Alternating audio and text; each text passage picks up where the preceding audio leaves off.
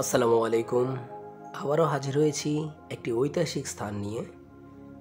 তেমনই একটি ইসলামিক ঐতিহাসিক স্থান ফয়সাল মসজিদ। ফয়সাল মসজিদ হলো পাকিস্তানের জাতীয় মসজিদ, রাজধানী ইসলামাবাদে অবস্থিত। এটি বিশ্বের পঞ্চম বৃহত্তম মসজিদ, মধ্যপ্রাচ্যের বাইরের বৃহত্তম মসজিদ এবং ইসলামাবাদের মার্গাল্লা পাহাড়ের পাদদেশে অবস্থিত দক্ষিণ এশিয়ার মধ্যে বৃহত্তম মসজিদ।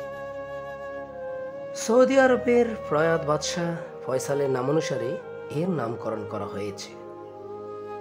মসজিদটিতে একটি সমসাময়িক নকশা রয়েছে, যা কংক্রিটের সেলের 8টি দিক নিয়ে গঠিত, এবং এটি একটি সাধারণ বেদুইন তাঁবুর নকশা দ্বারা অনুপ্রাণিত। মসজিদটি নির্মাণ শুরু হয় 1976 সালে সৌদি বাদশাহ ফয়সালের কাছ থেকে $28 মিলিয়ন অনুদানের পর।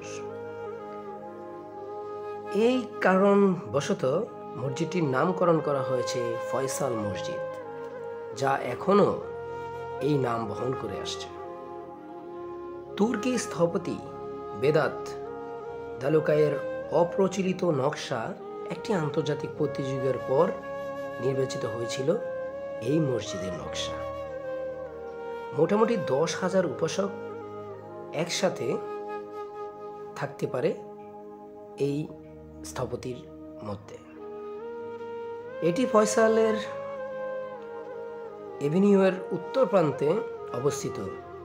এটি শহরের সবচেয়ে উত্তর প্রান্তে এবং হিমালয়ের পশ্চিমতম পাদদেশে মার্গাল্লা পাহাড়ের পাদদেশে অবস্থিত। এটি জাতীয় উদ্যানের একটি মনোরম পটভূমির বিপরীতে একটি উঁচু জমিতে অবস্থিত। ফয়সাল মসজিদ 1986 থেকে 1993 সাল পর্যন্ত বিশ্বের বৃহত্তম মসজিদ হিসাবে গণ্য করা হতো, যা বিগত দিনগুলিতে সৌদি আরবের মসজিদগুলিকেও ছাড়িয়ে গেছে। এর ডিজাইন এবং নকশা এতটাই মনোরম, যা পর্যটকদেরকে ভালোভাবে আকর্ষণ করে তোলে। প্রতিদিন প্রচুর পরিমাণ মানুষ এই মসজিদ পরিদর্শন করে থাকে।